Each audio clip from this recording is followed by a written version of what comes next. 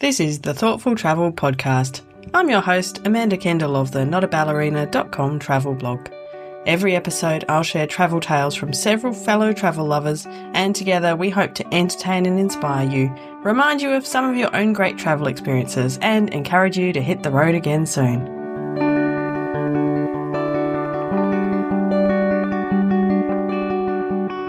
Hello and welcome to episode 355 of the Thoughtful Travel Podcast. It is part 3 of the Van Life Diaries Europe 1985 series, and it sees us spending time in two very beautiful countries, Austria and Switzerland. And it adds a whole lot more snowy experiences to that little snow experience you heard about in the last episode of this series in Greece. So, this is part of our super special monthly series. During 2025, these episodes are travelling not just around Europe, but also back in time. I'm revisiting the most important trip of my life, the one that set me up to always be curious about the world, and it happened 40 years ago this year. So yes, way back in the 1980s.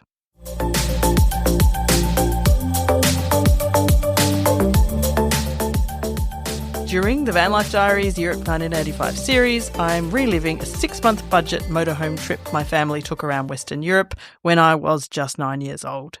I've interviewed my dad to help me with this, and I'm lucky to also have access to my late mum's travel diaries from the time, along with our family photo albums and, of course, my own childhood memories.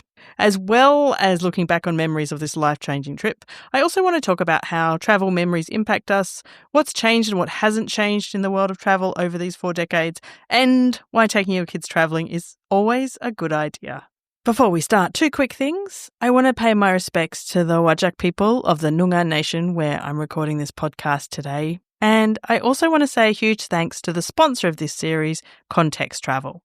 They've been operating walking tours in cities around the world since 2003. They've been a certified B Corp since 2011, and they find incredibly interesting and qualified subject matter experts to take you on a very special tour. More from Context Travel during the episode. So this time we're focusing on Switzerland and Austria, and it's quite a contrast to our time in Greece, which was a real focus of last episode. We loved Greece as a family, mostly I think because it felt a bit more like home. It had that Mediterranean feel, the climate, the people, the beaches, the weather. It was, we could connect it with Australia, and I think it was about that time in our trip, a couple of months in, where it was good to be able to take things slowly, relax a bit, and feel a little bit more at home. Austria and Switzerland, of course, they couldn't really be much more different to our hot, flat state here in Western Australia. And especially we spent all of our time there really up in the mountains, not much time in the cities. But we actually really loved it for these differences. We crossed from Italy into Switzerland in late May of 1985, and it was so exciting to have our proper, real first experiences with snow. Obviously, summer snow, but we got high up enough to really enjoy it, seeing lots of it. None falling, but that was, for me, much later in life to experience that. So after that first tiny taste of snow, which we had in Greece in the last episode, we got there. My mum's diary describes our early Swiss experiences. Across Switzerland border and up through Simplon Pass, into mountains and lots of snow, beautiful scenery. Stopped at parking area, some sunbaking in chairs, skiing up mountain, and Zoe surprised when I threw the first snowball at her.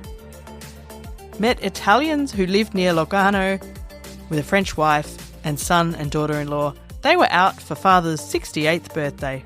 Offered us cake and wine, which we enjoyed. Hard to communicate, but managed. When my dad and I discussed this as we looked at our photos, we were very struck by what the 4 of us wore every time we were in the snow. But it's very strange because obviously in these pictures you can see it's all we're in the snow, but we're wearing shorts and T-shirts. Probably all we had. Maybe. I don't know. It's quite a good observation to make.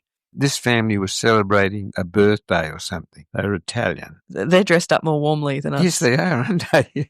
I don't see any girls freezing or... No, know. And we had warmer clothes, I know, because I remember we bought like warm jackets in London at the beginning. Oh, yeah. So you're in shorts too? Shorts too. Yeah. You would think that as Australians we'd be extra cold. Yeah. Like we'd be the opposite.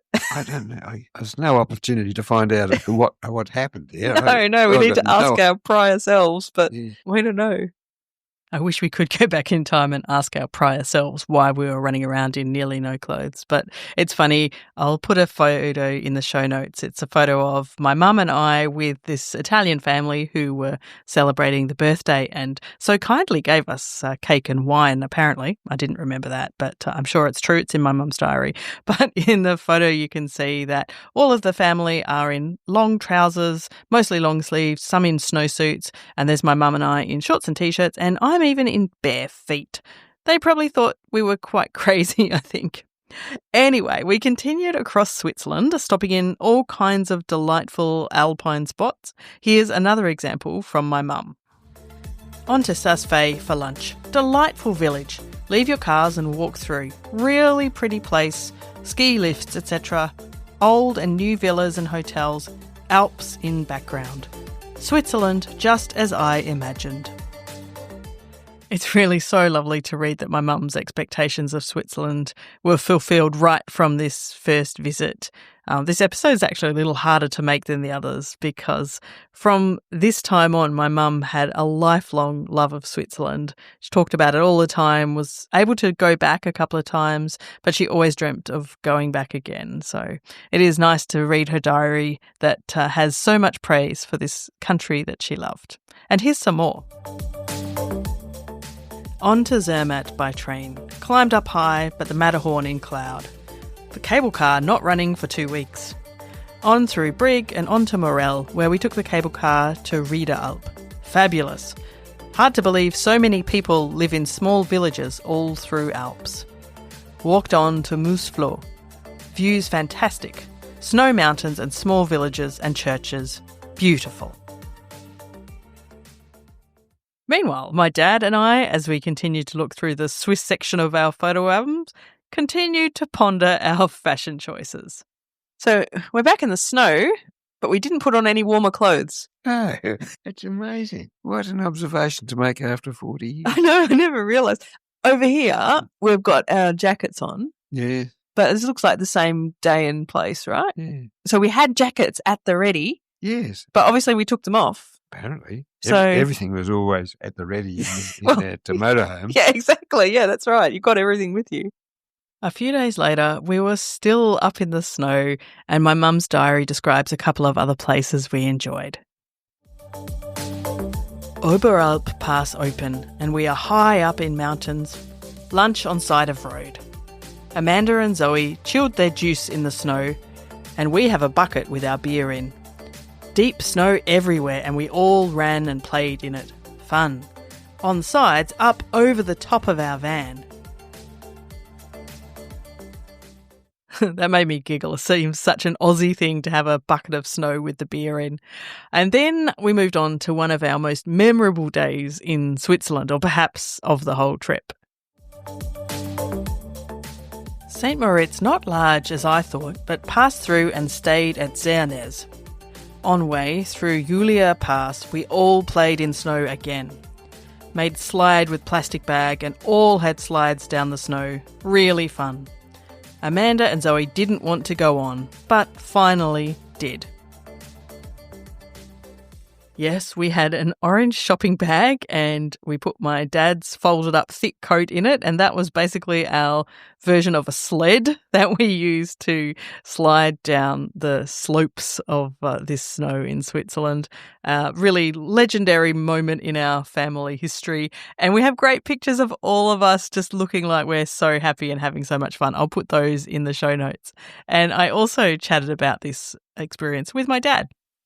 That's me coming down feet first. Definitely shorts and T-shirts, all of us, just shorts and shirts. Yeah. I mean, we'd be landing in the snow, which is cold, even if the weather's... But you've had experience with snow. It's not that cold, apparently. Perhaps if you're walking around in sleet. But this was I don't know. This was a sunny summer day. My latter experience with snow is that it's very cold. And I want to say it was just because we were kids, but then you two were doing it as well. So it's not just that either. But that was a lot of fun. Yep, it was.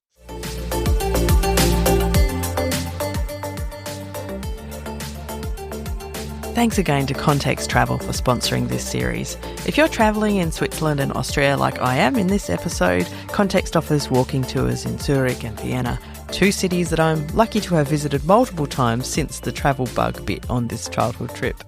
Travellers in these gorgeous places would benefit definitely from joining a knowledgeable guide to explain the history and culture. An area we did get to, and you'll hear about soon in this episode, was Salzburg, thanks to my family's love of the Sound of Music movie. Context has a tour for that too, which will help you sort out the movie fiction from historical fact. You can book these tours and many more at contexttravel.com. Don't forget to use the code ThoughtfulTravel for a 15% discount.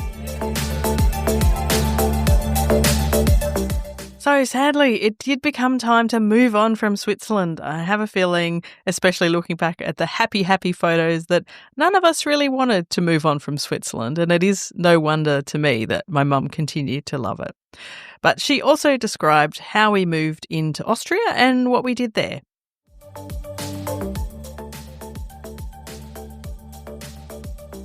Then on and into Austria, similar to Switzerland, towards Landeck and camped high on a hill at Ladis.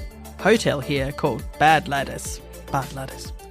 Just out of the very small village, very quiet in hills.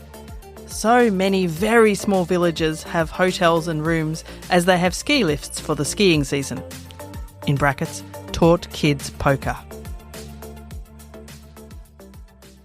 I also loved, and I still love and have enjoyed over the years, these tiny villages throughout those mountainous areas like in Switzerland and Austria. But my absolute favourite part of this diary entry is those bracketed last 3 words, taught kids poker.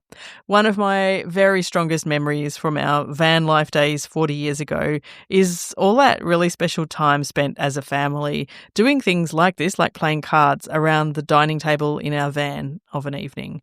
And I know we'd been playing rummy for some time, but obviously it took a few months before our parents decided to change that up and teach us poker, because it was not until Austria, apparently. I remember we would use matchsticks as chips for betting, and I still enjoy doing this. Never for actual money. I'm not a gambler at all, but I still do enjoy poker.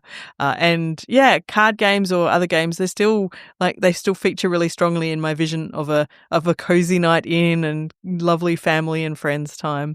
And I'm sure back on this trip where we had, no TV and not much else to do and just this small space, especially in, colder, darker places, then there we were just in our van playing games together, and especially card games like that didn't need much equipment. So yeah, I love that. Brings back good memories. Now, unlike Switzerland, both my dad and I don't have many strong memories from our time in Austria. Looking at our photos prompted some of those, though, like us enjoying the constant use of the German word Bad, which looks like bad for bath. Yes, and certainly at the time we just assumed it was like bad. It's interesting with that hotel called Bad Ladies. I do remember vaguely that we'd met that nice family. And that was the nice thing about caravan parks. Yes, it's one of the few desirable things. They're cheap and you can meet people. Yeah, true. I noticed over here, of course, Amanda, we have this situation where they, in a paddock which they have used for growing hay, to dry it out, they stack it up vertically on a pole with sticks sticking out each side of the pole, and the hay that they have cut draped over it to dry out. Makes good use of all the land. Quite interesting. Yeah, that's quite sensible, isn't it? I actually saw something very similar in Japan last year or the year before. I just realised I've got these pictures of similar kind of arrangement. Yeah, but you wouldn't see that here. No. Funnily enough, actually perhaps it makes sense since both my parents grew up in the country and my mum grew up on a farm. My mum's diary also explained this hay arrangement, but she does then go on to explain more about our time in Austria. To Innsbruck, nice town, tried to organise some money, parked in Main Street. Took a little longer than we thought, so parking ticket. Gent popped out of his shop and suggested, sign language, we tear it up. That was our intention. Shopped. Nicer bread, Switzerland and Austria. Roads in Austria a lot more in the valleys. On to Zell am See. camped in a camping area at Zell am See, overlooking lake. Met Sia and Ed, Queensland. On to Salzburg, Sound of Music made here and near Mondsee Lake area. Even at that age as kids, we had already seen the Sound of Music movie multiple times. It would quite frequently screen on a Friday night on TV back then, and my mum liked it too. I was always so scared of the part when they were escaping through the mountains, but we were also a household at the time of musical soundtrack lovers. I loved the songs, played them over and over on cassette. So yeah, seeing where some of the Sound of Music was filmed was quite special. And my mum also made mention there of some more friends we made in a caravan park. That was Sia and Ed and their toddler little boy David, who apparently loved to cuddle my sister. And there's some photos I'll leave in the show notes of us all having a lovely picnic outdoors in the caravan park together. It was such a lovely part of that van life, was all those really cool people we'd meet and tips we'd get from them and stories we'd swap. It was really nice. And to finish off, this is really the end of what my dad and I could remember about Austria. It's funny how some places leave a longer lasting memory than others. I don't remember anything about Austria. I don't think we stopped. We didn't go to Vienna. No, not did we? that I We didn't recall. go as far east as that. I don't think I really knew Austria until I was an adult. Although I had my best primary school friend, Katie Strobel. Her dad was Austrian. Oh. So actually he taught me more things about Australia. He taught me how to throw a boomerang at the primary school oval. But I did know an Austrian at least, so I had that link. So there you go. Later in life, I have come to appreciate Austria much, much more. When I lived in Bratislava, of course, I was a 45-minute train trip from Vienna and frequently went there just for the day on the weekends, and have also been back to, in many situations. So all good now.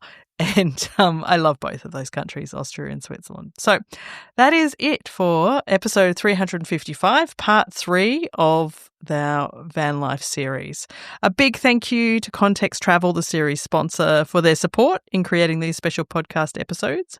Of course, you can find out more about all their tours at contexttravel.com or find them under Context Travel on your social media platform of choice. And if you want to try a Context tour yourself, you can get a 15% discount by using the code ThoughtfulTravel when you book online. Massive thank you to my dear dad for agreeing to sit down and chat with me about our long ago trip. We've had so much fun chatting though, and I've still got 3 more episodes to put together and share. So lots more fun to be had. Some links for you, of course, Context Travel, contexttravel.com. Don't forget about our Facebook and LinkedIn groups for thoughtful travellers. Just search for Thoughtful Travellers in those places. And don't forget also, we have the Thoughtful Travellers newsletter at Substack. You can find that at thoughtfultravel.substack.com, or if you're a Substack user, just search for Thoughtful Travel there. I will put all of these links and a bunch of photos from the time into the show notes, so do have a look. For this episode, you can find all of that at notaballerina.com/355. As always, thank you so much for listening.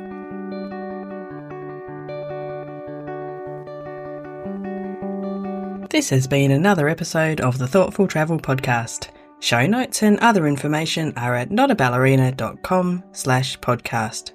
Join me again soon for another chat about why we travel. Bye for now.